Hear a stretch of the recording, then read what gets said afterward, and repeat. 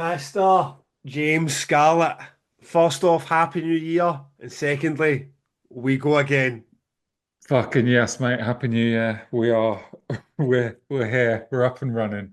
I mean, to be transparent for the sake of being transparent, I think the podcast gods are trying to tell us something. We run our race. We got our 52 episodes. Everyone enjoyed it. Few people even sent some cash for us to buy some vinyl. We had signed up and done everything we promised we would do. And here we are, episode 53, take two, because today is an absolute fucking shambles. We attempted this 5 hours ago. My existing mic clearly doesn't want to talk to my new computer. And now I'm back in the old 10-year-old Mac, which if anyone tried to watch YouTube for the last episode would have seen it was struggling just to keep up with the Zoom. So fingers crossed we can get this one done. But I do feel like the gods were telling us, mate, he's had a good thing going. Bow out while you can. Mate, well, would you believe, as you've been talking there, I've been having more technical problems. So we're okay though. Nobody panic. It's fucking mate, fuck me. This seems so easy for 52 episodes. What's going on? Really making it work. Now we're volunteering to do it. They're really making us work for it. So fuck me. Are you okay now? Are we back in? I think so. I think I'm okay. I feel like I'm hearing you from a thousand different locations. Like you're in my ears, but you're also yeah, it's what? Why does life have to be so difficult in January? January is always worse. Hopefully those gremlins will go. And talking of those glitches, I'd like to say a special thanks to Bry for those who watched on YouTube that last episode. Obviously, I was freezing for 2, 3 seconds at a time. James thought he would just soldier on for the best part of an hour and not tell me that was happening. So when anyone who watched on YouTube, or if you haven't seen on YouTube, worth seeing, Bry took my face, put a buffering screen round it, Santa hat on and snow on me for the first 54 minutes or so. So Bry, always the hero.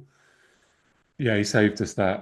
Mate, I was listening back to it and walking up the street and I'd completely forgotten because I didn't listen to it until a couple of days ago, which is very unusual for me. And I was walking up the street and I was thinking, fuck me, I'm a bit slow in this episode. I'm a bit like I need a bit of fucking oomph. I thought we were drinking. And then halfway through, you went, "Oh yeah, and by the way," and I mentioned, "Oh, the camera's lagging," and then I suddenly remembered, "Oh yeah, shit, the camera. I couldn't even see Gav's mouth moving." So it was a fucking hard old episode, and you could actually feel the energy. I don't think it was the halftime run. You could feel my energy go up in the second half because finally I I could see your face again. But I, mate, I honestly don't even know how you could do it. I don't know if I could have had a conversation with someone who was lagging on the other screen. So well played. I say we've made a podcast host out of you, mate. We've made a reluctant podcast host, but we've got there in the end.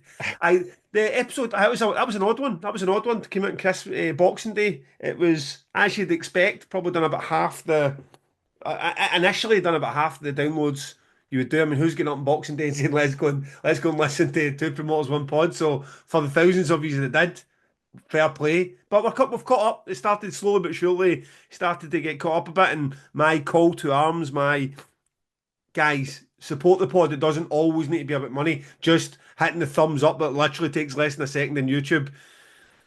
Give it the rating on Spotify, subscribe and I follow on Facebook or Instagram or whatever one is used. I'm delighted to say, even though there was obviously technical issues with that last episode, it is the most liked one we've done, despite not even well, having half the amount of views of some of the most popular. So it, people do listen, even to Kofi. Finally, I mean, I'm touching wood. We're in January. I'm touching wood. It now appears the Gremlins are gone. I don't see anyone's subscriptions being cancelled. I sent Bry money yesterday and he was like, whoa, that's more than I was expecting. I was like, you know what? People have actually listened. So Yeah. if you've sent a Christmas sub to Kofi, thank you very much. Deeply appreciated. Yeah, massively appreciated. I got my Calandra and my Zeal and Ardor just over my right shoulder, vinyl there. So, yeah, bought with the Kofi money. Massive, massive thanks to everyone. And yeah, how's your Christmas, Gav? It was good. It's messy, as you might expect. I mean, I'm in an odd situation where everyone's, by the time it gets to New Year and everyone's like calling for the pure gym membership or their AA meeting. and I've got my birthday on the 3rd of January, so it's like you literally got one last hurdle to go by. I thankfully my wife all took us out for dinner, and I had one last hurrah, but that would have been on Friday. We are now on Wednesday the following week. I am pleased to report I have been clean since, and went back to the gym for the first time yesterday, and fuck me, man. I mean, I train a lot. I mean, I know how many times I've trained per year for the last fucking don't know 5 or 6 years because I've got calendars in the wall that I track it. But I've never since fucking maybe since the age of 25 went 2 months without training. But Damnation happened. I partied hard after Damnation. Ended up getting COVID. COVID went into sinusitis. Then I was into the start of December, and I was just like, you know what? Maybe my body just fucking needs a proper break for it. So I went light yesterday. I think right now you could outbench me. I went very light yesterday, and every part of me has got DOMs. I am sore everywhere. So I'm looking forward to getting back into it properly, and I having a good and healthy 2025. How about yourself? Good. Yeah, I mean, I much like a lot of the rest of the world, I don't fuck about at Christmas. I eat absolutely everything I want and I drink everything I want. And that is, you get to I get to January the 1st and I just like hate the world and want it all to end. And I'm now like as you make us sound like heroin addicts, but yeah, I'm now a week clean and yeah, back to my sourdough and boiled egg breakfast and no alcohol. So Oh, yeah. just out of curiosity, then, what does happen when the sourdough, boiled egg, and loose brews aren't on the breakfast plate? Is it a Terry's chocolate orange and a beer? Oh mate, well, I like a pan of chocolate. You know, bit of chocolate for breakfast is always good. Um, and you know, my dad does the world's greatest fry up. So yeah, we have it always makes you feel like you can't walk afterwards. But yeah, he does that every Christmas. Does a big fry up. So yeah, Good. that's Good. not And talking over Christmas as well, I haven't had an updated what's going on with the tour. But obviously, Birmingham sold out, Manchester sold out. From the last time it was updated, it looks like Bristol is on the verge. So your good friend Miles in Bristol, I think there's like 15 tickets or something left. So let's get Bristol over the line, people. If you want to come and see us in Bristol, have a laugh, have a drink, and a decent night out, then grab those tickets, and then we'll turn our attention to the rest of the cities. yeah, absolutely. It's looking good. And we've got to start some serious planning, haven't we? Well, Got to get funny you ourselves in should the say that zone. because Tom Begley was on the phone to me like an hour ago with lots of different variations and plans and do this, do that. And I tell you, it's like I appreciate the fact that promoters are putting money on the line for us, and I appreciate the fans have gone out and bought those tickets. But there is no cheap way to tour. There's just not. I mean, even when Tom's going through the budget plans, that you're just like, this money's getting swallowed up quicker than you can imagine. So I'm a bit like, right, okay, I can see why this is very difficult to get fucking 7 guys for Australia through the UK when it's difficult to get 2 guys from the UK through the UK without spending every last penny that's there. You're talking about the guy who is in a tour bus for 4 nights at Arctangent here, Tom Begley, right? I never say There's another way to tour, Tom. There is. get us out the 16 berth tour bus. We might manage, mate. Mate, So that'd be good. I would take that. I would definitely take that. so Um, what's the chat then? So we've done our 52 episodes. That was our commitment. We sort of had our eye on the prize for that. We got there. What's next then? Like, cause I mean, we must have we've got a shelf life. Like, we appreciate the sport. We're going to do this for as long as it's fun, for as long as people are there and supporting us, and tuning in and listening. But it will come a point where I suppose like it runs its course, like everything does. So, what's in your mind? What are you thinking? What's the next milestone? I mean, no one ever fucking knows how long things are going to last. So I don't like doing. Everyone's always like, "What's your 3 year plan?" It's like, fuck off. I'm Wait, got a try to get fucking through the three next year three plan, mate. months. Yeah. So basically, I don't know how long it's going to go for, but you have clued. You did a very good job of hooking me in for the first 52, and now you've said that if we get to episode, was it 100, then you do the albums of all time list, which I have spent Christmas You think I've got some fucking master spreadsheet somewhere, but I don't, right? So You open two office doors and this domain where it's just Excel spreadsheets. My top 42 Opeth albums in order. I've got some lists. There are a few lists from recent years, but I don't have an album of the year, album of all time list. So I started just like brainstorming it and then listening to my Christmas listing was like, think of an album and be like, oh yeah, I fucking love that. I'm gonna go and listen to it. And then basically either then be like, yeah, that can stay on my maybes list, or no, that's never gonna be in my album of the year. And I've really enjoyed that. I've basically got 30 bands and 30 albums and and I fucking love them all. And it's quite fun listening to that sort of thing. Do you know what I mean? I spend so much time listening to new music. Yeah. All I ever really listen to is new music. And to go back and I'm desperately trying not to say the name of any of these bands, but to go back and listen to some some actual classics, but also some albums that are just classics for me. Because I think that's the interesting thing about us doing a albums of all time list. It isn't like, oh yeah, here's fucking Paranoid by Black Sabbath, never mind Nirvana. It's my list's not going to be like that. It will feature a couple of those, but it's going to be fucking stuff that's been important to me. Yeah, I mean, I feel like I'm so aimless with it. I need, but I mean, what I did, I done the same actually over the Christmas break. I put on some, what I'd view some stone cold, absolute favourites for me on and like, right, okay, let's revisit this probably because I'm definitely a victim of the Spotify era where there's just too many times I listen to, even if it's the one artist, it's a best of shuffle of the artist and not the album.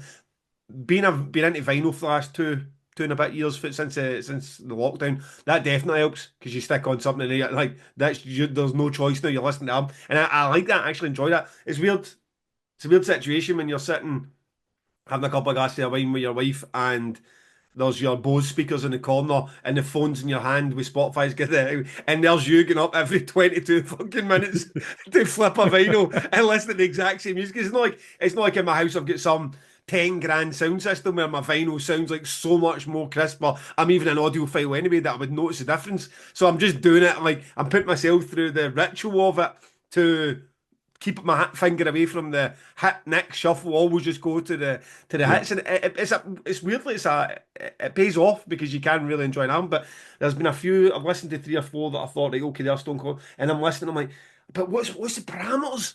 It's too wide scale. It's too open. It's basically like. But it has to be your list. That's I the mean, I only get it, but then you parameter. can't get like it's all very well saying it's subjective and it's your history, but yeah, it can't be so ridiculous that it's laughable in any context. Like my mate in a thrash band who's played to four people in the pub, and he made an album, and it's number six in my greatest albums of all time. You know what I mean? Like as soon as you heard somebody's list, and that was it. Like even though it's that their opinion, like that's just dog shit. It's just like it's utter nonsense. Your mate didn't make one. Your mate did not make one of the best No. albums Well, ever. I think to a certain extent you set your own parameters, and I think mine are something along the lines of, did I listen to it a lot and was it really important to me at some point in my past? Yes. Do I still put it on now? Or if I put it on now, does it make me be like, fuck me, this is a fucking album? I was literally half an hour ago, I was listening to a band, and I was just like, oh my God, this album is so fucking brilliant. It probably won't make my top 10, but it's like a top 30 or 50 or whatever album. That's my parameters. Yours can be different if you want. I mean, it would be boring to be like, what are the greatest rock albums of all time, wouldn't Yeah. it? And I just mean, go also I'd through be terrible at the that anyway because I classics. wouldn't even like. I wouldn't even know. You know what I mean? 'Cause Well, you I don't like wouldn't like. Metallica for a I kicker. like I wouldn't have any Metallica or Iron Maiden or fucking or Black Sabbath in there anyway. So, but it's just I also you've got this weird lane, like this weird space in my brain where post rock sits, and I would never view some of my favorite post rock albums. Say, how would you compare that to Tool or Deftones? I wouldn't. I wouldn't even think about comparing. Never mind. How would you compare that to? I don't know, a fucking Sigur Rós or a Biffy Clyro or a Frightened Rabbit or something like that. It's just so like feels like a different world. Yeah. So aye. I mean, to give one example, because that span probably won't end up in my top, but what kind of threw me a bit is like, hey, what album's like I'm thinking Rival Schools United by Fate. Now, I love that album, and it's got a special place for me because in that Krang era and new metal era, this came out and I was just like, it felt so different to everything I was listening to, and it's such a banging album. But I'm like, how do I compare that to something for Deftones or Tool again? It's like it's a weird spot to be in. So I need to drill down in it. I need to drill And down and be like, this is what it means. And the most important thing I think is for us, it was for me, is that no one can go to you. Well, actually, Lateralis by Tool is a significantly better album than fucking United by Fate. Of course it is. No, it's like fuck you. You can't say that to me. You do your own list. This is my list. You know So your own it would list. be boring if everyone Get did somebody to Lateralis fucking by listen to you Tool. saying it. So, aye, James. I mean, I'm embracing the pain now. Your geeky So, questions. so Yeah, that's the plan, that's the plan. basically. That's going The to be the the plan plan. is to get to episode 100. Let's go. Well, suppose let's 2025. We'll get there in 2025, won't we? Because what is that? Yeah. 47 episodes. So we will get there in 2025. Support us along the journey. Buy the tour tickets. If you've got money, throw it towards the Kofi Fund. Me, Bri, James, will shell out a new vinyl, and I'm thinking about getting myself a wee pelagic subscription as well, which will always be a monthly reminder of, that's a nice wee treat for doing the pod. So that would be class. Ah, that's a good idea. Aye. Aye, we can have. Listen, I've got lots of good ideas. So That is a fucking good idea. that's I support us on this journey to 100 albums because my studying it's already started. I've already started, and I'll be more honest about this one. No, I was honest with the last one. It was a pain in the arse and not something I was expecting. I will be more open to this one. Is what I mean. Is I'm looking forward to know what I'm doing. Having to come up with a top 10 albums of all time on 21 days notice or something would be a lot. Having a year's notice is something I can sit down and walk with. Oh, cool. I think the episode itself will be easier for us as well because you won't need to describe the music because people know what Nirvana sound like. It'll be like, well, when did I get into this? Why was it important? Why is this in my top 10? Aye, Not like, how do you describe Ranzi Pazuzu, which is aye. fucking impossible. And ultimately, what we've done is just become what I said we wouldn't, I didn't want to become, which is a music journalism podcast, just giving you us your opinion, our opinions on Mate, once fucking. every 50 episodes. Once every 50 episodes. Listen, the people spoke, they said they enjoyed it, so fuck it, they enjoyed it. And another thing they do like is a wee question or two. So this one's about the year ahead. We're talking a wee bit about plans for Art Tangent, 2000 Trees, Damnation, what we're looking forward to in 2025. Just a table setter for the year ahead. But first off, we've got questions that people want to know. And our first man is Luke Wormsley. Oh, first question of the year. You've picked a difficult surname. There's no another that. What, Worm? Say it, you say it. What's your best? Womersley. Right, okay. Out of interest, I love the band Iris at Damnation, but they lost a huge amount of money on their tour. Not Damnation's fault. Damnation likely lessened the hurt. But do you ever feel that you should throw bands like them a few extra quid, or is it just what you agreed and then say it later's? Now, do you recall this story that they went on tour with Paul Bearer and Elder, which was set up by a good friend Tom Taffer, I believe, also booked Iris at the time as well, and then they basically published the budget afterwards, and they lost 20 grand. It was sort of 20 grand springs to mind, but they'd lost 20 grand and they just couldn't believe how fucking expensive it was to them. So this would have been in 2022.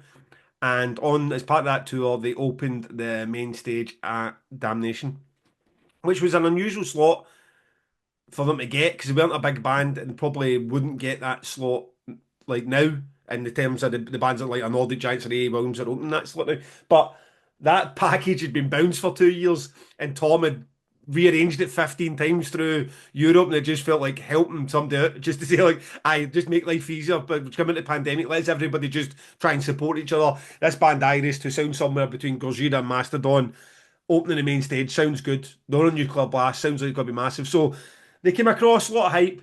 People showed up early, enjoyed the set, put on a great performance, but afterwards they went back and said they lost 20 grand. I haven't heard a peep since. I don't even know if they are still a band or if they just realised that was the harsh realities of going on tour, even on a good tour, and even with label support and the press, they still went and lost 20 grand. So that's the background to it. This point of should we feel bad or throw them a few extra quid? It's just not how, like, we're already the saps, we're the suckers. Yeah, already we are. When the fees are all going up, we're the ones that are paying it. When the rider mans go up, we're the ones that pay it.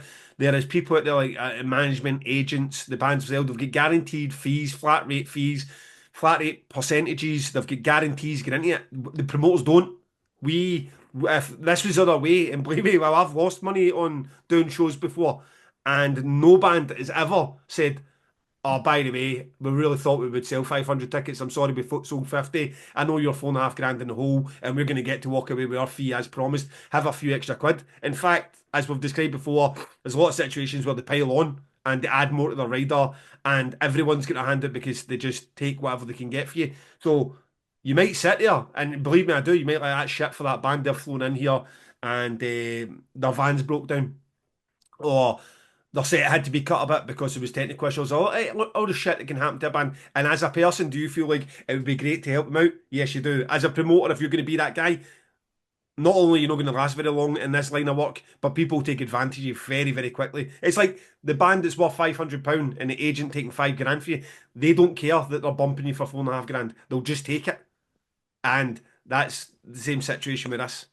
Is my point of view of it. So sorry to hear that they didn't lose money. And also, the one bit you get correct with that is Damnation did lessen the blow, and I think they had that in their article. They were paid a decent fee at Damnation. They done the most merch deals. They done an entire tour at Damnation, but I think the quote was it was too little, too late to save the 20 grand they'd lost. So Damnation was already playing its part in helping Iris out. But with us then going, oh, here's another couple of grand because you get fucked over in Germany or whatever else it was. Yeah, I agree with everything you said, really. I mean, the reality is we take the biggest risk. The promoter of a festival takes a massive risk.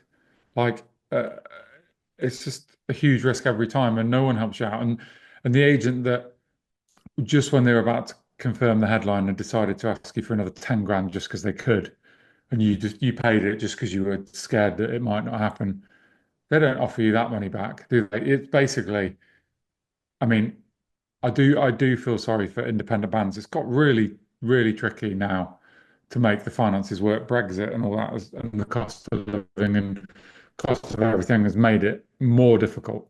And I've had a few bands this week actually have come back and said, sorry, we can't come over from America to Arctangent because we can't make it work financially. And yeah, it's a shame, but yeah, in answer to the question, laters is the only thing to say, really. Maybe a bit more sympathetically, but aye, ultimately it comes down to the same. Aye, Laters is the same. There's that band as nice as they might be, will not be helping you if it was vice versa. Okay, so Ron Davies asks, as dads, you both know the crucial importance of the goodie bag to a successful birthday party. So what would you put in the bag for Dan Nathan's 20th? And as a second part to that question, John Gandy says, I really enjoyed the Arctangent 10th anniversary souvenir magazine. Given Gav's background in journalism, are there any plans for something similar for Damnation's 20th anniversary? Okay, tackling Ron's question first. Then, so we think what we're talking here is this a kid's birthday, but you got a slice of cake and some Smarties put in it? We're talking the Oscars. You get like an iPhone and a fucking It's the Damnation version. You can me and right. you always interpret these questions differently, so you're gonna have to Sorry, suck okay, up. the damnation version. We could back fuck it to 6,000 people, right? This is for the biggest supporters of Damnation who are paying for the VIP experience. The Damnation hot sauce needs to be in there. Lovely. A Damnation patch, we Damnation pin. Um, oh, we need a couple of cans of the Damnation IPA. That's not bad. That's not bad. You get back. That's a lovely goodie bag. I'd like a bottle opener in there, please. And also, can we get a vinyl? Have you ever done a record? Would you do a record? I bet, but maybe a Damnation record, though, wouldn't it? So it'd be like recorded live at Damnation. Maybe, or we used to do compilations at Trees with like 10 of the bands. I think we did a Trees versus Arctangent one year. You know, I think I was going to pick a question for this week, so I'll maybe do it for next week, unless you're going to answer it right here. Like, how the fuck did that come about? Well, um, a long time ago, someone approached us about doing a CD at Trees. This shows you how long ago it is. So we used to do compilation CDs, and then we did some compilation vinyls, and I knew someone who could help with that that ran a record label. And then we did at least one Trees versus ATG thing, I think. I've got them all in my loft somewhere.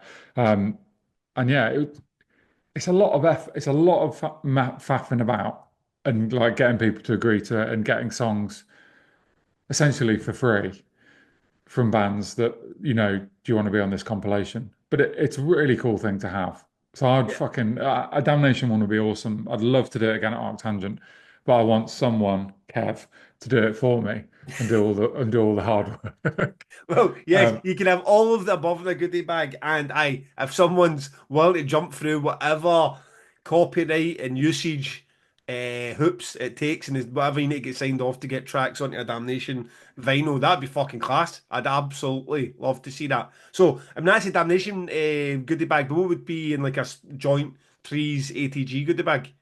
I mean, I really like a branded bottle opener. But this is a really geeky events thing. But the company that we booked Trackway off sent me for Christmas a branded Leatherman. Do you know what a Leatherman is?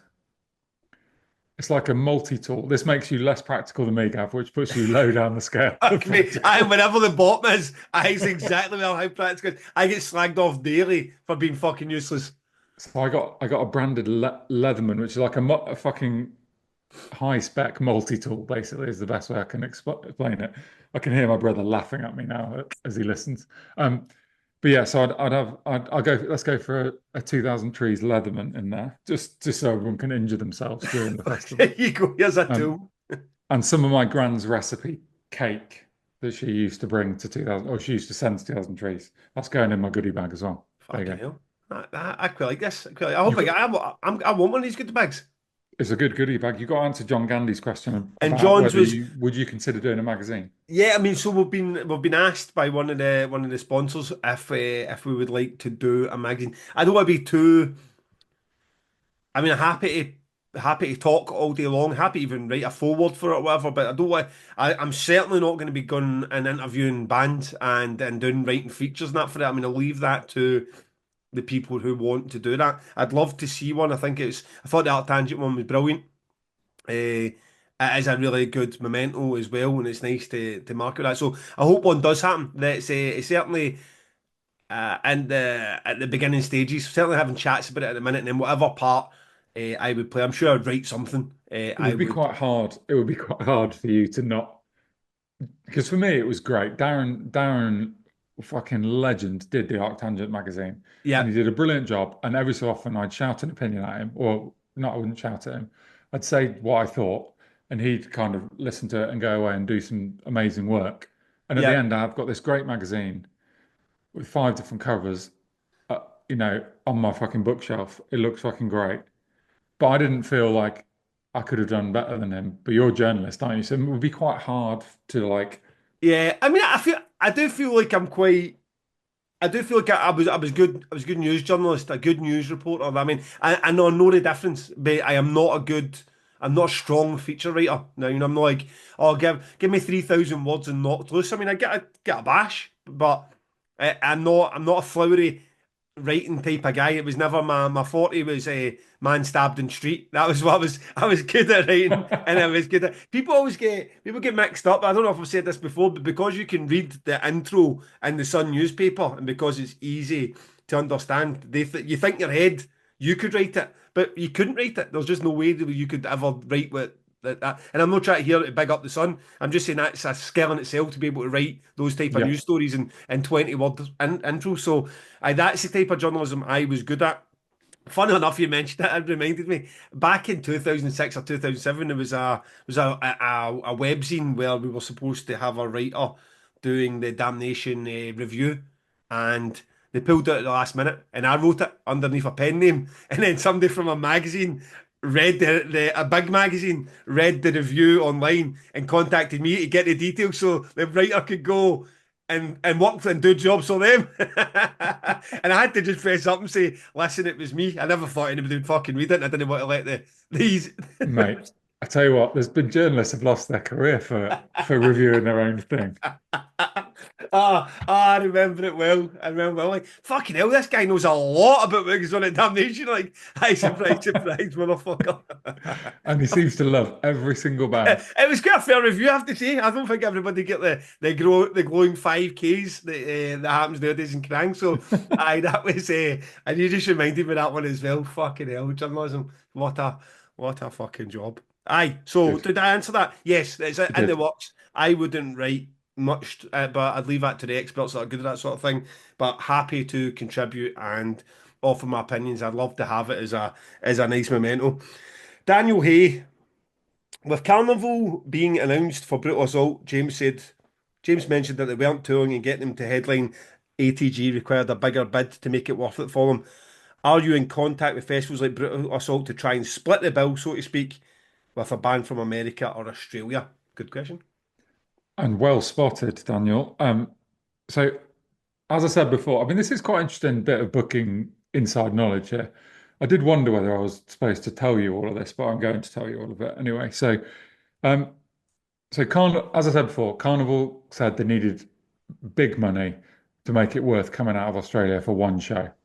So I ummed and ahed and then gave them the big money, and they came over. So the agent came back to me saying, you've got a European exclusive. Well, we want to play Brutal Assault. They've just made us an offer and the band want to do it. And I'm like, well, you, I, so I've got two choices in that situation. I either ask for a reduction in the fee or I block it. And I could definitely block it. So I asked for a reduction in the fee because for me, I don't see Brutal Assault as a risk to our Tangents ticket sales in any way, shape, or form. Like, how many people are choosing between those two festivals? It's a handful, if any. So I negotiated myself a nice chunky reduction in fee. The band will have got paid more than that reduction by Brutal Assault, definitely. Yeah. So band wins, agent wins. I've got a big pile of money to spend on other bands on the lineup, and it just made perfect sense. So it's one of those things where you come out the gates going, ah, European exclusive, look at us, aren't we great, European exclusive? And then you get your rubber out eventually, take that off the poster. You come out the gates like what? Rah! Like fucking Not even drinking this actually. like T-Rex in the Um, gates. it's just the water. Um, so yeah, I think it'll have no effect on ATG sales in any way, and it's good for us. It's like literally like sort of I can't tell you how much it is, but the amount we've saved, I could put a band just underneath Carnival on the main stage for that sort of money. So Yeah, it's yeah. worth it. I'm fucking delighted to hear it because I thought what was going to happen is the same way it always happens. It's like they force it through, or they announce for a brutal assault, and then they basically the ball's back in your court, and it's like cancel us. It's like they're playing chicken with you to say Yeah, it will fucking cat, even if you've got it. Because how many times we're talking that's European exclusive. I mean, how many times have we had that conversation about a UK exclusive, and then London pops up for nobody like, well, what the fuck are you playing it? yeah. I mean, I get on really well with the agent, but we have had some run-ins over the years with things like that. So yeah, sometimes I think I'm quite easy to deal with if you're an agent. I imagine some of them think I'm a pushover. So, but sometimes you got to really fucking hold your ground and not give in. The second part of that question is, are we in contact with other festivals like Brutal Assault? And actually, the answer is no. So I'm not really much in contact with anything outside the UK. There's this, we may have talked about this before. There's like a European metal festival group. You know about this, Gav? And I Which knew has there was a got, metal one. There's like the it's one that like had your likes of brutal assaults and Vacuum and that, and then Bloodstock were involved. Bloodstock, yeah. And they're all like talking to each other about fees and which bands are available. And to be honest, I can't really imagine Bloodstock would be that happy about Arctangent joining that. We're not a metal festival. We kind of came to the party a bit later than a lot of those, even though we've been going 10 years. So we're not in that. And to be honest, I don't really want you can sometimes see if you look at all those lineups, they've all got they've all got very similar lineups. And Yeah. that isn't the point of Arctangent. None of them are booking Spiritualized or Explosions or Mogwai. Excuse me. And I want ours to be different. So whilst it would have been nice to have the heads up that goes year or out and about, it's I'm cool with not being that in contact with those festivals. It does not really the thing I want to do. Yeah, I That mean, makes sense. we've tried. I mean, I've got a fantastic relationship with the Andre at Amplifest in Portugal and Benj. I think it's Samheim, that the one in Belgium. That's before. So that's the weekend before us, the weekend after us usually. Yeah, Honestly, despite us being in contact regularly and being very friendly and open with all our dealings, we've got very little we've managed to make stick. I mean, there's been bands that we've went for and said, look, here's three solid offers within the space of 14 days. So, I mean, there's your routing. Like, do whatever you're doing, Belgium into UK, UK to Portugal, and then you've got three decent offers there. Get a few shows in between, and Bob's your auntie. And that's despite the efforts and despite some, the agents are not keen on it. They're not keen on the we don't like this idea that you're like because we're going to go and play Portugal for €7,000, but we want 24 in the UK. yeah, And we might, I mean, they want you all to be blinded. They don't want you to be sitting there like, oh, know that. I mean, I understand the market as well. Maybe a band that is 24k in the UK is only going to get seven in Portugal, and that's just the way the market is. But despite us actually, there was another one right before us, Aalborg Metal Festival. I think it's a small event in Denmark. And it's like a Friday, and then Damnation is a Saturday. So you're going to like a cattle decapitation or a suffocation or like the death metal bands are like fly in, dude, because Pig Destroyer done it, but I think they've done it without us working together. And we're like, shit, other American bands can get the flight into Europe, which is the expensive bit to start with, do that show where they're paying decent money in Denmark. You can get Denmark direct from to Aalborg, direct to Manchester, and you can pull it off, and the band can make two shows. They can make a decent earning and fly straight back to the America if they want. And even that was just I don't know. I don't know why we've never managed. I'm quite up for it. I mean, Damnation's lineup by their nature will be pretty unique. We don't fall into that same mix. I know exactly what you mean. If you see Trivium at one of these events, they tend to be at 8 or 9 out of 10 of them. yeah. Whereas with Damnation, where we are on the map, and there's nothing really round about us other than like I'm mentioning one in Belgium a week before, and then one in Portugal, which very loosely linked to Damnation. I mean, Amplifest is more of a art tangent lineup than it is a Damnation one. And even with us, it's just been a bit of a, despite our efforts, the three is, or four is if you include Aalborg, it's like it's never really gone where I thought this would be an absolute shoe-in. If you're just going to these, it's already done. Look, we're here, we're already here, and we're no scrimping with the fees. But it's just, or they don't fancy it, or they've done that market before, or that they're really weak in that territory. They're a bit like, and you don't know this. You don't know that the Yeah. band you're going for, but actually don't sell any tickets at all in Portugal. And they're a bit like, I could just don't fancy it, or Denmark. So, it's a good point. It would make sense, but I like a lot of things in this industry, we're all just doing it blindly. Yeah, and it's sometimes hard to know what's going on in the agent's head, and then the agent might not know exactly. There's some bands I'm trying to book at the moment where the agent doesn't seem to have a fucking clue what the band really wants to do, or what their even sometimes what their availability is. It's just like fuck's sake. So yeah, it's complicated. I think we've got time for one more So, question. he hits up with one more, and then we'll get in a bit there. So Will Perrin says, I've just seen Grace Petrie at the subscription rooms. In my view, a left field 2000 Trees Festival legend. We do see what you did there with your joke, Will. Good. Anyway, as is her way, she quite rightly banged on in a very engaging fashion about the state of the music industry and how streaming pays peanuts, so we should all buy merch. So finally to the question, which streaming services are the least terrible for paying artists? I'm guessing the one that starts with S and ends in Y is way down the list. Fucking hell, Gav. I can't believe you threw this question in. I'm going to let you answer It's just fun. I just thought, you know what, people like a wee bit more than serious chat as well.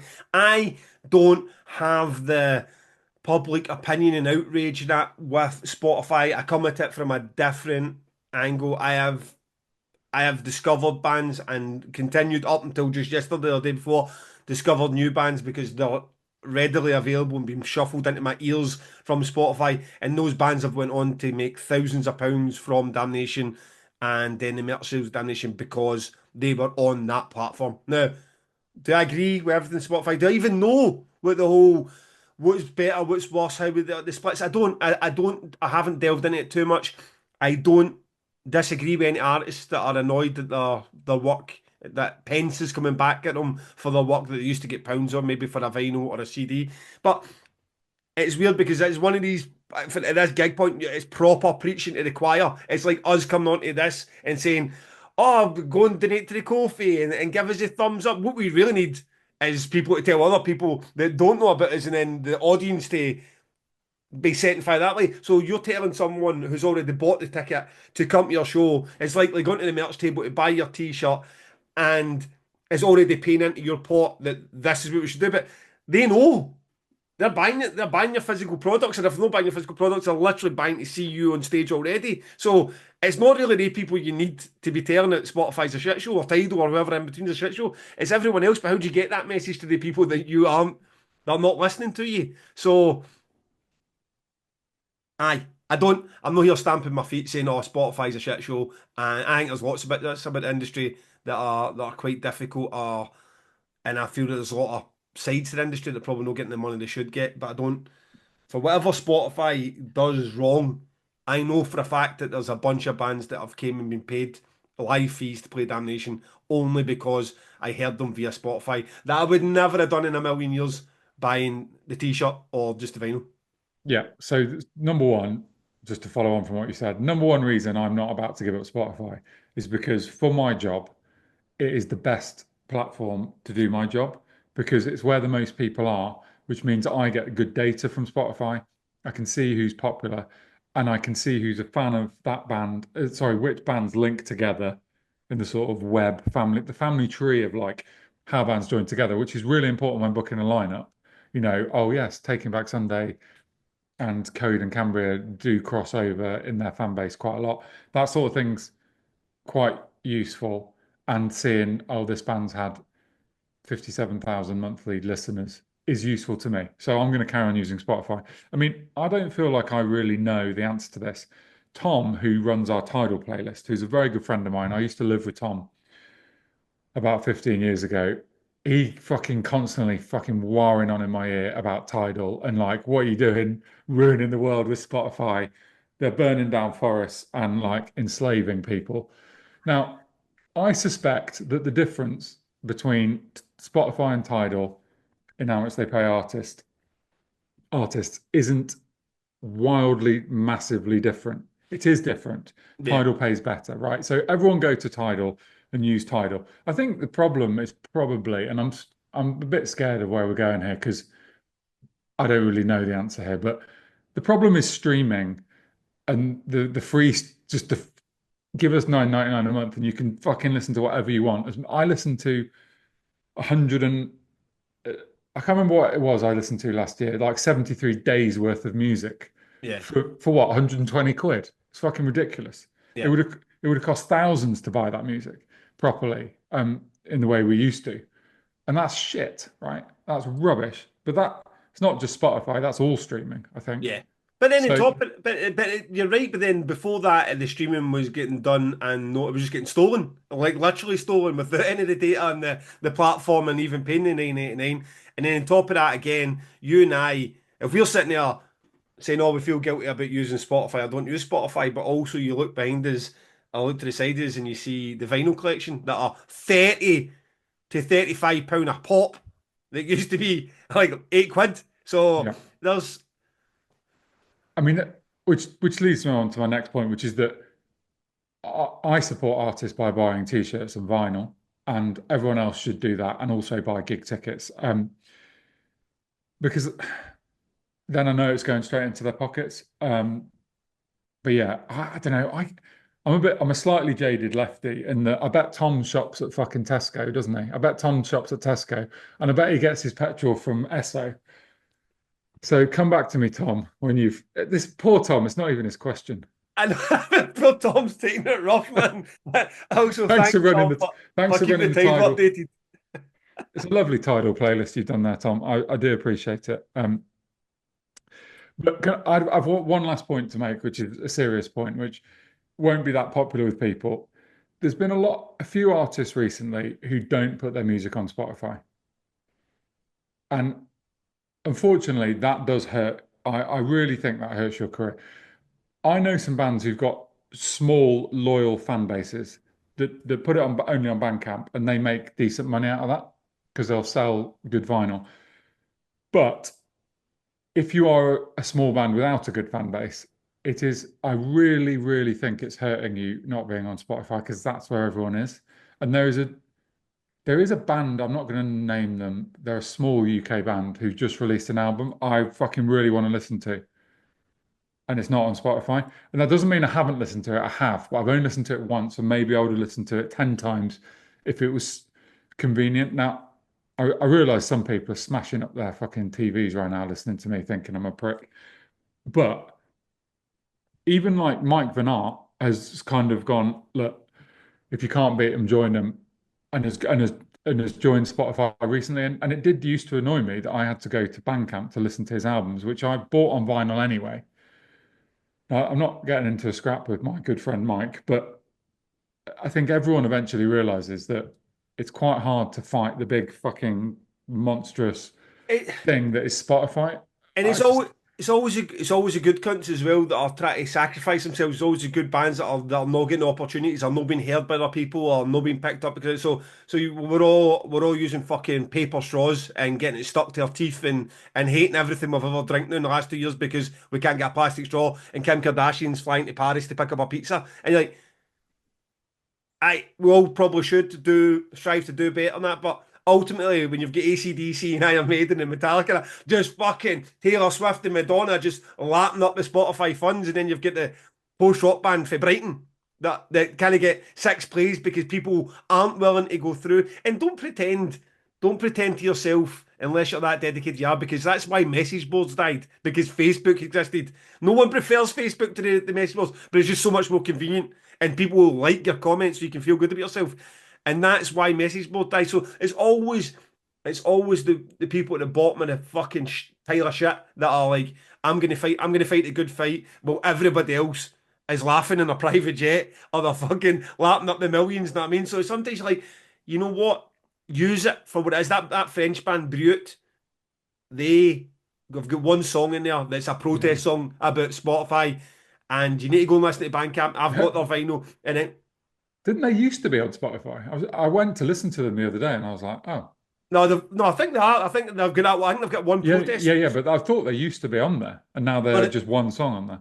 all right, they might have been before that, but that's their big thing as well. Well, how can you expect to get the whole world's music for €10 a month? And like we know it's preposterous, we know it's stupid, but ultimately the ones that are always punish themselves, fucking fuckers with the paper straws getting stuck to their tongue when they just want to enjoy a Fanta. I mean, Mate, it's we like we both sound like Donald Trump here. Fuck no, me. I'm saying these things are good. That is what people power, and we do need that pressure to make things go in the right direction. But sometimes it's the post rock band for Brighton that's careers faltering. Well, fucking Metallica just lapping up their next Well, check, you know.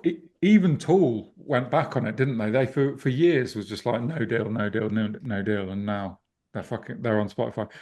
I mean, look, you put this question in. When you put it in, I went, oh God, I'm not answering that. I'm just going to let Gav answer it. And now I've just fucking spoken for 5 minutes, and I think it's the worst answer I've ever given. Garbled, ill thought through, and made me sound like a fucking fascist. So apart from to Tom, I apologize to everyone else. Tune in to Tom's podcast on Tidal. listen. You can't be scared of just having an opinion, even if it's an ill-formed one. You know what I mean? It's like, fuck. It's I get what you mean. Let's move on swiftly Okay. while people are still listening. So, good friends, sponsors, Meliora 2025. Thank you for sticking with us. If you have a independent festival or even a major festival, these are the guys to go to for your app. You are going to need at some point, even the likes of Trees and Art Tangent will be dragged kicking and screaming into the 21st century at some point. Even if they want you to sit with a fucking everyone with stage times in the year 34, 2034, we're still using stage times. So this is the way to go. It's slick. There's plenty of fucking options there for you to engage with your fans, push notifications to get towards your fans, and when everybody's having a fucking bun fight at the minute about who's going to use Meta and who's going to use Twitter and what's the next platform, it's a wee bit of they're never getting them back to the old school message board. So this is the next best thing, in my opinion. The next best thing, having some direct access to your fan base without having them to jump through hoops at some other social media. So yes, it's slick, it's professionally run, well done by a team of IT geeks, I'd imagine, and they know exactly what they're doing. So if you don't want to pay the big bucks for what the big companies are charging, check out Meliora.events or get in touch via us and we'll put you in touch with Darren and you can have a slick app too. So the plan now is to have a little preview of like 2025 and what just talk about what we're excited about in the year. So firstly, generally what's coming up in the rock and metal world of albums and festivals and tours and stuff. And then just talk about Trees, Damnation and ATG and what we're excited about and what people can expect and maybe a few hints about lineup announcements and stuff. So let's start with albums because that's what I get excited about. Now, 2024 was like a really strong year, and I think the album of the year show kind of showed my enthusiasm for this year, but it wasn't like a banner year for big bands. Do you know what I mean? The big bands that released albums, they were all right, apart from Opeth. I feel like it wasn't for like heavy music, didn't feel like a I mean, maybe it's a bit unfair not to include Not Loose in that, but um it wasn't a huge year, like a Metallica, Nine Inch Nails kind of year Yeah. where you're like, fuck me, I can't believe they're releasing a new album. And I think 2025 is going to be that. So here's a list of some stuff that we looks like we've got to look forward to. And I still like treat it a little bit like I'm 19 when I hear there's a new Mastodon album, for instance. That makes me excited. Like you probably spend no time, Gav. He's got his head in his hands. No Not time a, thinking about what's coming. not a single second. What about Cult of Luna? If I said to you there was a new Cult of Luna album, would that excite you, or are you not? Listen. We lost the Seer releasing an album in 2025, and I know that because I talked to Mark. So that's what I know has come out in 2025. And yes, I am genuinely excited about hearing new We Lost the Sea. After that, I mean, even my favourite bands, I don't know. It's like it's a weird thing. It's a weird thing to get excited about. You know I what I mean? don't. I don't think it's a weird thing to get excited about. Um, fucking hell. I wish you'd told me that before I made this list.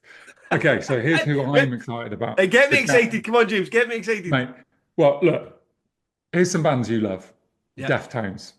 Okay. Almost certainly a new Deftones record this year. I think it'd be interesting to see Have what they that's like. recorded a good album in the last 10 years?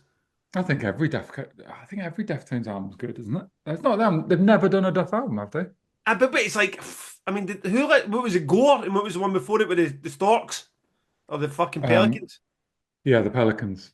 Uh, I hate you for fucking dropping that question on me and us seeing. I hate not knowing the answer to that. No, that is Koi no Gore. Yokan. Another Is it one's Koi no Yokan? Oms. No. That is Gore. Another one's Oms. Oh, that.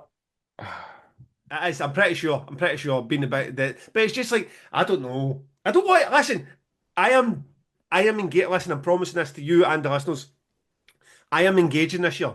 I am like, you want to start playing Dungeons and Dragons online? I'll play Dungeons and Dragons online, right? If there's a fucking Lord of the Rings 4 comes out, I will watch it with you. I'll go to cinema with Mate, Holt Handshake and a fucking vegan popcorn and we can watch Lord of the Rings, sorry. Whatever. Star Wars. I'll even watch a fucking Star Wars film. I'm in this year. I ultimately got to the point that I enjoyed doing the top 10 albums. I am not getting myself in a position that I'm doing it with a minute's notice. So I do need to invest in what albums are coming out. So there's fuck people. it. I'm excited. I mean, Deftones, there's yes. people coming to your house, Deftones fans coming to your house right now for you putting them in, being excited about a Deftones album is equivalent to playing Dungeons and Dragons. Fucking hell. Fucking, Right. Okay.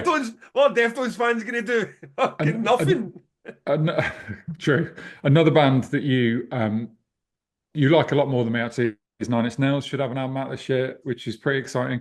I don't actually know if that's confirmed, but I feel they Oh, are definitely working on new music. Down are coming back, Ghost are coming back, Gojira. The, I'm pretty excited for all of those three bands to come back. Here's a band that I'm fucking worried about, Machine Head. but it'll give us something to talk about. Well, listen. I mean, I haven't heard the last Gojira album, so what the fuck am I like? I'll listen to this one. I will listen. I don't think I've listened to a Gojira album since From Mars to series, whatever it was. One of the Serious. To planets. be honest, I'm not bothered about. I'm not actually a massive Gojira fan. But I think that is a big list of fucking some Well, absolute Ios. fucking proper fucking bands. Here, I'm going to ask you a question at the end of this, so be thinking of the answer. But bands that I don't know if they're going to release a new album, but I'm hoping they're going to, are Brutus, Unpeople, Vower, and the Mars fucking Volta. I think all four of those have got a chance of releasing music this year, and that would be something that would make me very excited. Is there anyone you'd like to see an album by? Yeah, Knocked Loose, Arab Strap, Meryl Streak, and We Lost the Sea. Lovely. Good. I reckon there'll be a Meryl Streep album, but I don't It know probably that. will bash it over, but that is genuinely. I mean, I know that's a bit flip because they've just released they were in that top 10, but that's where that list got me. Like I was a Yeah. bit like, you know, I'm clearly excitable and passionate about music. I fucking love music, listen to music all the time. I just don't have the same grasping, the same. I mean, I laugh about your geekiness. I don't. I look at like. Is the package and when's the next album going to come out? What's the track listing going to be like? And I wonder if they've got grills and the fucking screen But like. But I want, but I'm trying. I will try to be more but excited. I think the interesting thing is that you don't the difference between me and you, one of the big differences is that you don't buy into the giants of the world. Like all those bands I just mentioned who've like really they've like forged their own path and like done something different. And the same with Metallica and to a certain extent Maiden and Sabbath. You're not that doesn't impress you. You're quite happy. Um In my you, only you dungeon, quite so good. in my only dungeon with my ham and raz and my quarter linens. Yeah, exactly. Yeah. So okay, there's a couple more I just wanted to highlight to people that are coming out soon. Code and Cambria, March the 14th, new single, fucking rager. Vukovi, for the 2000 Trees fans out there, have got an album coming out in January, at the end of January, and I got their manager sent it to me, and it's really fucking great. I think people are going to really love it. So that's exciting. And there's a band called Tane, which you should listen to, Gav. They're playing Trees and ATG, Tayne. In fact, I'm going to do them. I'll do them in on the record, but they're basically for fans of Nine Inch Nails and other sort of electronic rock bands. They've got an album coming out in January, and James from Rolo Tomasi was on their new single. So they are fucking a band to watch. I'm excited for them. And last but not least, the motherfucking Wild Hearts have an album coming out I thought we'd already on, addressed this though. That on, it's on not the March the wild 7th. parts. I think it was I think it was Frank Turner that said that, not me. Frank Turner was a bit disparaging about it when I we think spoke you're to him. walking it back a wee bit. You were very much like, oh, well, it's just Ginger left, and at the end of the day, it's not a wild card. And you're Mister, if it's not the original fucking five members, even though three of them are dead, it can't possibly be that band. And now suddenly it's like one guy in a solo project with Mate, fucking hired hands is the Wild Hearts. well, look, when it comes out, I can guarantee you we will talk about it. So let's we'll decide whether it's the Wild Arts or not in March when it comes out. I'm fucking super stoked for Jesus, I need to wait until March. How oh, hold me back. that. Okay. What about tours and festivals? Right. Any festivals you're excited for? You So said on the last episode or the one before that you went to a lot in 23, way less in 24. How you 20, feeling about 25? 2025 is getting stupid. Like I've ordered a calendar just so I can try and see the mess that 2025 is. I have two weddings of which there's two stag do's. So my brother's getting married in 2025. So I'm best man. I need to organise that stag do. My pal Andy, who we talk about regularly on here, the guy who likes Meryl Streep, and that he's getting married. He's got a stag do. We've got fucking Germany or something. So there's 2 weekends and then two rough weekends in the books before we get started. We're going to tour over 2 weekends in March. Now, Yeah. Hayden's already like, well, what's happening with the end of the year? What other dates? I'm like, fuck me, let me just see what I can manage with. Let me see what I can manage with 2025. So I've got two weekends over March we're touring. Then it's my wife's 40th in July, and that's not going to be a wee, just take me out for dinner. That's going to be fucking 3 weeks in Florida or nothing, Gavin. So get that to deal with. Then it's going to be some sort of family holiday because even if we don't take the kids, whatever I'm doing with my wife, they're going to need to do it. I need, must, absolutely have to be at Trees in Arctangent because it's work now, isn't it? We need to be there, It represent is. part of it. So I'm selling that to my wife as work. I need to go to Damnation for the same reasons. So then, fuck, how many weeks and weekends I've already wiped out before I've even kicked a ball with what I would like to do. Now, Yeah, you're I, struggling. I definitely want to be at Outbreak and or Download. I'd like that weekend. In the ideal situation, I'd probably like to get both for something. I'd probably like to get to see a bit of Green Day at Download, but definitely see Knocked Loose at Outbreak. So there's that weekend. I fancy a lot of getting along a lot of the UK festivals. Incinerations, great lineup. Radar, love to see that. I wanted to go to Fortress last year. Love to get to Fortress. And finally get down and support Paul Simon at Uprising, who seems like a good guy as well. And then the ones in Europe, Dunk, Inferno, Hellfest, the ones that just so 2025 at the minute. I'm just looking at like it's an absolute bomb scare and stuff's dropping. It's like it was a Alanis Morissette is playing at the Hydro, and I was like, "Oh, that'd be fun to go and see she's doing Jagged Little Pill." And there was something else is happening. It's happening the same goddamn day. Like we're already starting to get things clashing with that exact same date. So, I mean, we're in tour. We're in Gloucester the night of my mum's 60th. So my mum turns fucking 60. So she says to me about 6 weeks ago, she goes, "Oh, so you're away for my birthday?" And I was like, "Aye, so what?" It's like, oh, right, aye, good. And then she said, oh, you'll be away on my birthday. I thought, this is what the fuck she keep going on about a birthday for? So I was sitting there, sitting with my wife, like, just after Christmas, like, my mum keeps fucking banging on about her birthday, like, as if she gives a shit if I'm, like, what am I going to do? Go across, right, I'll give her flowers. Like, in the year. She acted like it's her 60th, and she went, it is her 60th, and I was like, oh, no. Right. Oh, I had that crazy Christmas, like, Mum, it's your 60th. She's like, aye. I said, oh, Mum, I'm so sorry. I'll get you a wee Airbnb in Gloucester. You're coming to Gloucester, pal. So, And listen to me talk for an hour and a half. aye, so it's this year is utterly bananas. I need to actually get it on paper and see what I'm looking at and where there's gaps because I do even the likes of my wife's birthday is the 17th of July, and that are very close to trees. So I need to negotiate that very cleverly, like I did Yeah. last year, leaving a tent and trees to go to Mexico like fucking 8 hours later. So it's a busy year. I want to get to a lot more festivals and gigs this year, but I need to be realistic about just how many times I can leave the goddamn house. Yeah, I mean, it's a tough part of the life of an event. Someone who runs events is that it becomes one of the reasons you can't go to other events is because you're away from the family always at weekends. So as I've got trees in ATG, we do set up weekends, so we'll be in Yeah, that field for we'll be at ATG for 3 weeks solid, trees for 2 weeks solid. We're now on tour, as you said, for 2 weeks. So yeah, it's tough. I mean, for me, the download outbreak weekend is I would really like to try. In an ideal world, I'd like to go to London outbreak on the Friday yeah. and go straight to download and just do Saturday download. But I suspect I'll probably just do Friday, Saturday download. I don't know if I, it's a lot of fucking about to go to outbreak, but we'll see. I mean, do you know what my favorite lineup of the year so far is Roadburn? I think it's the best Roadburn lineup they've had for years.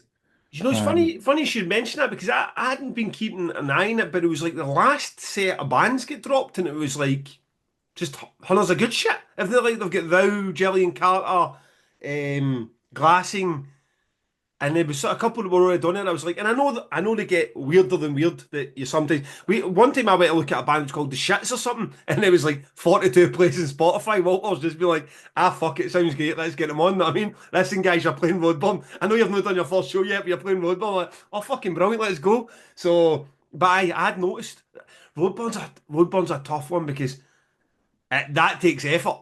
It takes effort to get to fucking Tilburg. It's £1 billion a hotel room, and you got then to have yeah, I've got to have a couple of nights in Amsterdam on the way. It's like is that the way to do it? it Well, is. listen, when is that?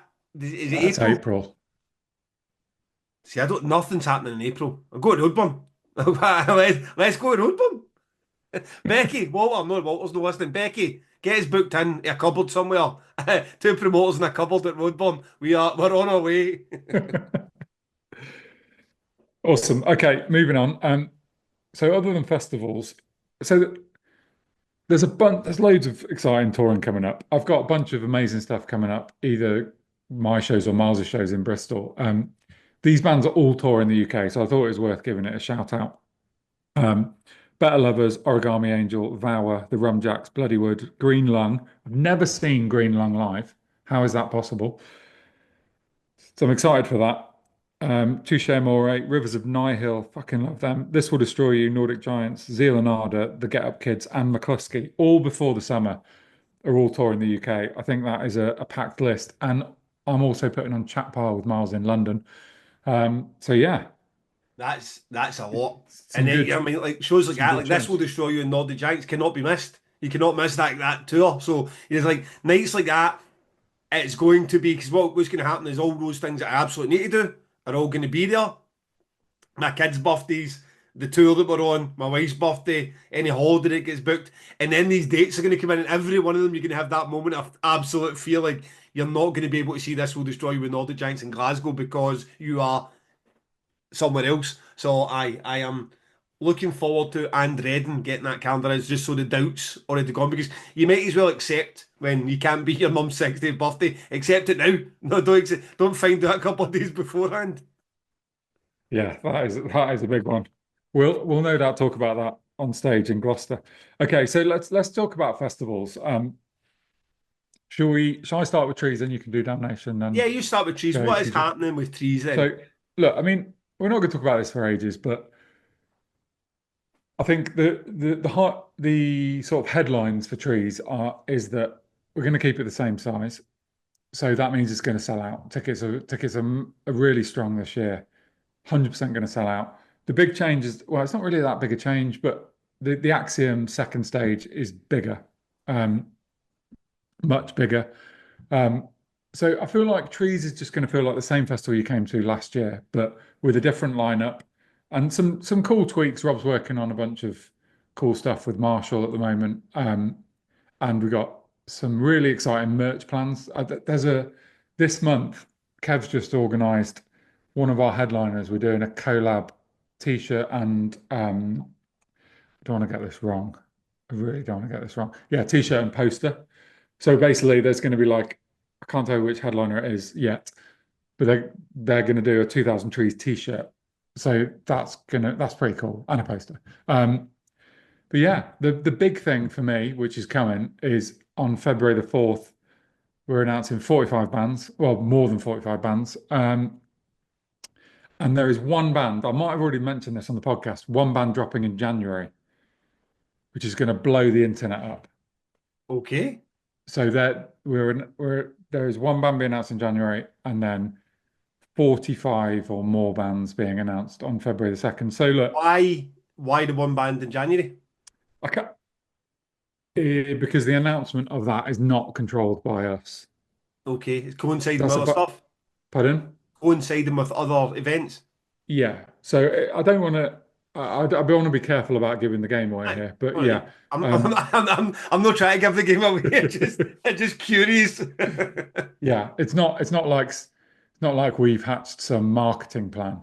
It's just that band is announcing 2000 Trees in January. Yeah, always puts me in a weird spot that I can just ask you when we go offline who's the band as you tell me. But I always like not knowing as well. There's something. I mean, sometimes you just know the band because we've been having conversations about it for months, and there's sometimes like now I'm hearing it for the first time. Then you go, "Do I want to know?" Nah, I don't think I want to know. I might just wait and see Yeah. what it is. It's like I like it. I like the surprise too. So a band coming in January, then 45 at the beginning of February, Yeah. and So he's otherwise on its way to the moon. yeah, it's looking good. Sales great, and we're feeling good. I mean, it's the first week of January, so who the fuck's feeling good in the first week of January? But um, we are. It's very much like when when January hits, festivals seem real for us now. It's like you can see the path to the summer because we'll be in the field in like we'll be starting to build it in 6 months' time. I mean, it's happening, whether we Yeah. like it or not. Yeah, yeah. I mean, it's. January is it's tough to it's tough. January feels so far off for so many reasons. For it just cold and miserable and wet, and you're sober, and who the fuck likes that combination? So, a damnation. Just I'm buzzing. You could not. I was a sponsor get in touch with me yesterday. Just look, what's the kind and chased sponsors for next year, and they get in touch like, what's the script with next year? And I was like, honestly, you could not catch me at a better time. Honestly, I am all fucking in Damnation 2024, 2025. Because I think what keeps registering me as well, the first and biggest risk of next year was making it 2 days. It could already have fell on its face and we could Yeah. run 420 tickets. And now sitting here going, we've committed to it, we've booked the bands for it, we need to try and see it through. And we're hundreds of thousands off. And it's like, what the fuck are we going to do here? So the fact is not. The fact it's closer to 2,500 than it is 423 is just great. So I don't want to get complacent with it either, just because you know you're in a good spot and financially it will be a successful year next year or this year now.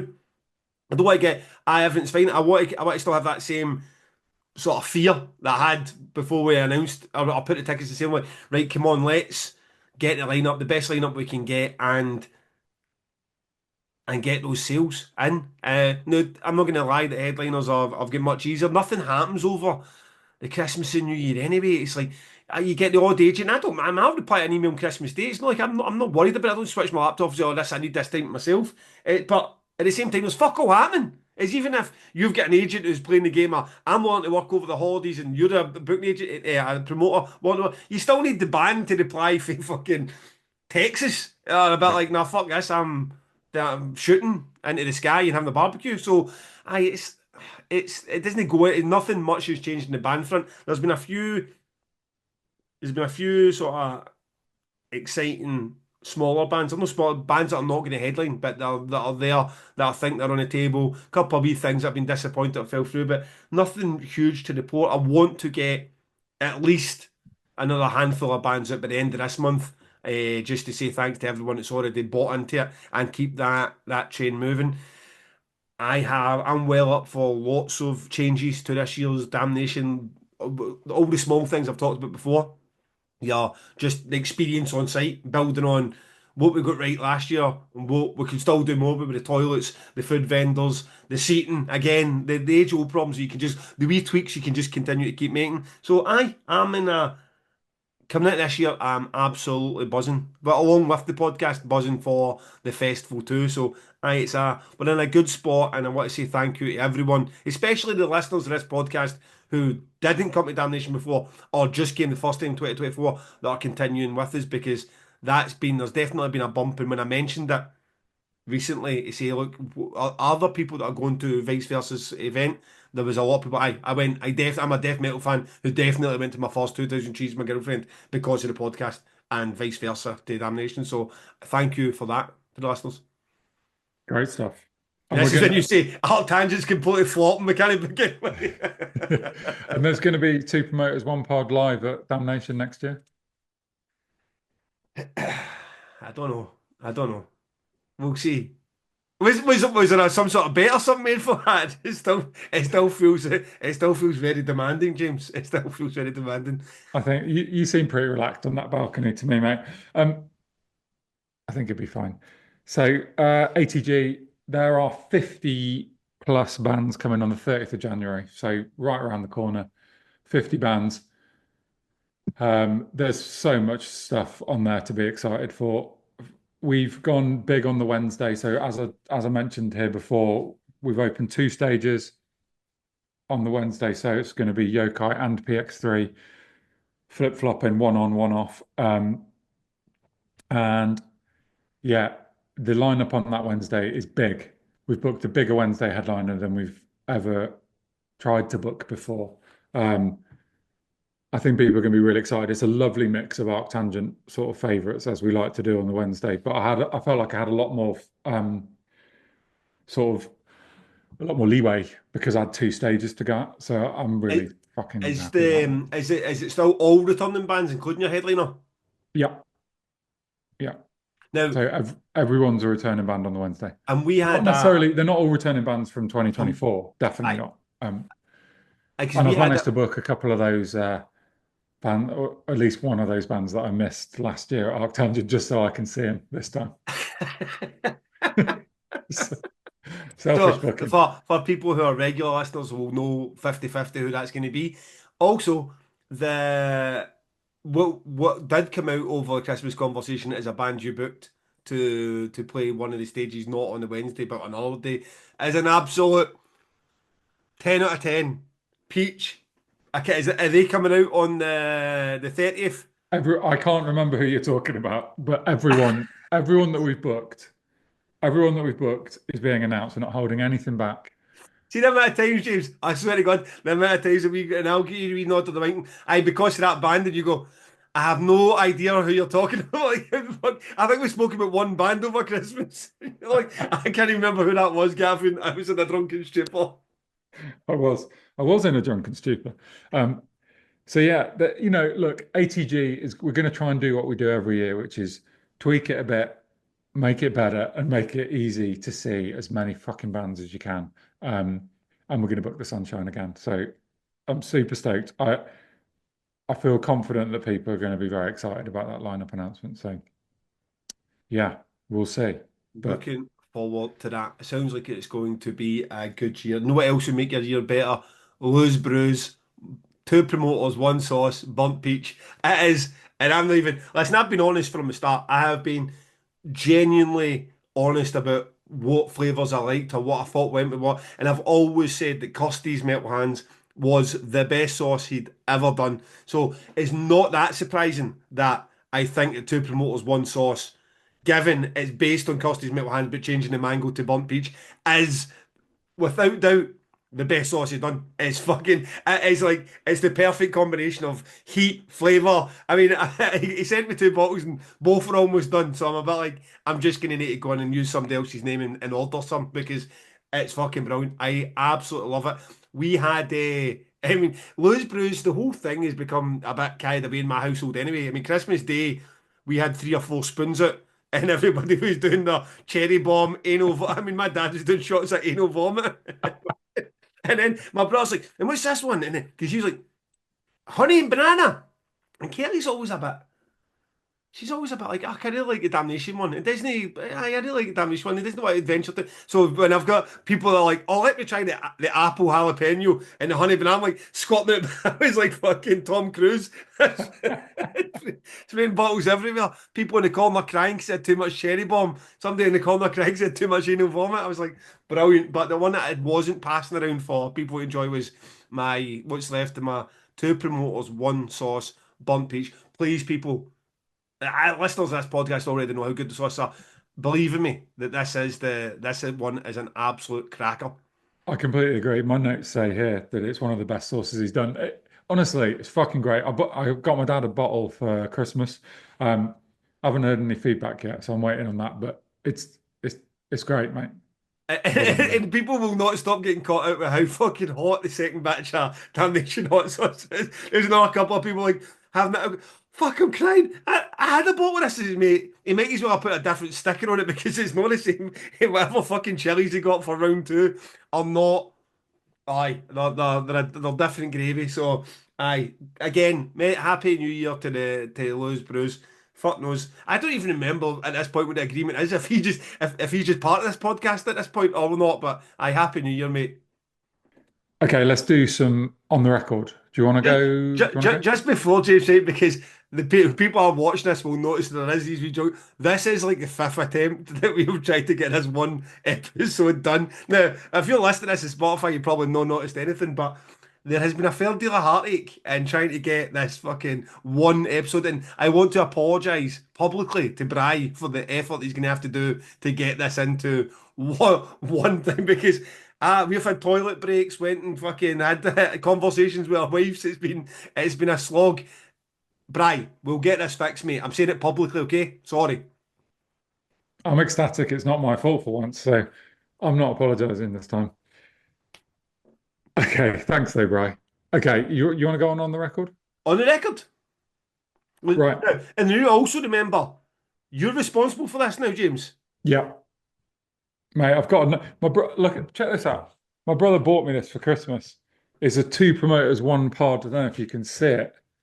Yes, I can now. An actual notebook. Metal as fuck ideas. Oh That is a man. nice present. That is a My nice my brother Christmas bought me present. cotton buds. It's like, what the fuck? To be fair, he did get me a nice Celtic shirt, but he did buy me cotton buds as well. So I like that's fucking very So every nice. week I'm going to write your song in my little book and I'll do it straight after. So I'm going to choose the song Fear by Tane. I talked about Tane earlier on. They're a pretty new, smallish band playing both my festivals. Um, and they sound a bit like Nine Inch Nails and fuck knows other electronic-y rock bands. They're they're I think they're really good. And they were just this week in the Krang do like a sound of 2025 list, which is like new stuff that's going to break and go big. And actually, the article was written by our good friends Nick and Sam. So I pay attention to a lot of what those guys say. And yeah, seeing Tane in there was cool. So people should check them out. I feel like this could be one that we can all get on early and feel like we're cool in a year's time when everyone's being like, oh, they're fucking Well, amazing. first he gave us on people, and now we've got 10. Look at us. Yeah. Well, listen, I'm not saying that this band are going to be big in any way, shape, or form, although I hope they are, but this is my. I'm so glad that we're so early into 2025 and I already had my Meryl streak and crippling alcoholism. Like, what the fuck am I listening to? This might be the greatest thing that was ever committed to Spotify. The band, Overhead, the Albatross. Have you ever heard of that band? Yeah. The track, Your Last Breath. Now, to call this band post rock would be it's the lane that they sit in longest as they swerve across both sides of the motorway. There is everything in this band's repertoire. They, at points, sound like a Calvin Harris tune. At points, it sounds like the start of a Bollywood movie. At points, they've got so much going on, layer upon layer upon layer of instrumentation. And this track is the best example of it. It's 8 or 9 minutes. First 4 minutes are just pretty gentle, sort of almost your more standard post rock on loop, and it's just the layers going on top of it. Ah, this is pretty interesting. And then the piano comes in. Oh, that's a nice touch. Then the violin comes in, and it really starts to. Is at this point it's like a saxophone or a horn, and it just goes. It goes Kid A. It goes Radiohead's Kid A for this small section where you're a bit like, oh, your attention's taken. Oh, that was a decent post rock tune. What the fuck is this? This is now starting to sound very interesting, and that's just the start of how good it gets. And then it takes you in this fucking journey where it could be bits of the best bits of Nordic Giants, the best bits of Mono, the best bits of We Lost the Sea, and then for 3 minutes it's some spoken word poetry with this the build up just behind it. Just keep going. It's so refreshing. I mean, if again by that point, I don't think it sounds like post rock. It's went in its own. It's went so far beyond that genre into something completely else. But it's so challenging for what it is. And then when you're with it, you're like, man, this is fucking great. And please go and listen to this record, Your Last Breath by Overhead the Albatross, and then listen to the entire album. It's but the second half of it, it's just like it's kidding itself on to even say it's post rock. It's just so much. It's the most progressive and challenging post rock record that I've heard maybe ever. Without going so far up his own arse, it's just one guy in his bedroom hitting instruments. So I'm blown away with it. Absolutely blown away with it. And then the best thing happened, the thing that makes me love this fucking job so much is like, they're obviously for fucking Texas or, I don't know, the moon. And the only way you're ever going to get to see them ever play is when they come across and are opening some package that Hayden's put on. And then, where are they from? Dublin. Dublin, Ireland. And I'm like, you fuckers, unless you don't play live, yous are going to be hearing from Damnation very fucking soon because it's just class. It's absolutely fucking class. And again, it's not like oh how could we not heard this year on there and they've got 40,000 Spotify listens each month, like probably closer to 4,000, but unbelievable. I don't even know how to pull it off live. There must be 17 of them or they're using God knows how many samples. So I am all over it. Please, if you If you felt that you got what you wanted when I was talking about We Lost the Sea and crippling alcoholism and Meryl Streep, then I'm putting my house on Overhead, the Albatross. So that's my feeling on those guys. Well, I mean, it was a great description you gave in that. I said I often say I do this thing where if more than one person tells me about a band.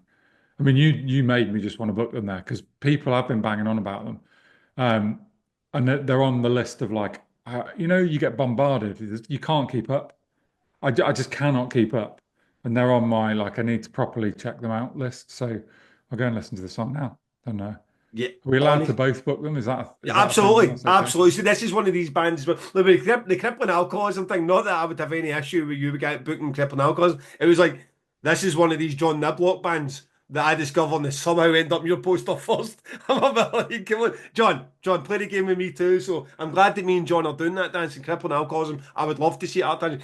This is a band that, for whatever reason, if they have, maybe they don't play live that often. Maybe they want 10 grand and a promoter just want to pay it, or maybe they've just not had the break yet of a James Scarlett and a Gavin McInally saying, "Do you want to come and play Art Tangent and Damnation?" So fuck, I'd love to see them in both festivals. They are fucking unbelievably great. So aye, let's make 2025 the year for Overhead the Albatross too, which brings us nicely onto the Kofi, right? So a guy, Kenneth White, whose username or handle was Uncle Retrospective, he sent us an email and said, "Can you guys listen to a song which we'll talk about in a second?" But he also said, if possible, could you mention my blog that he does, which is called thewaysofexile.com. And I thought, well, I'll check it out since we're here. What's the first picture of the first album, his album of the year?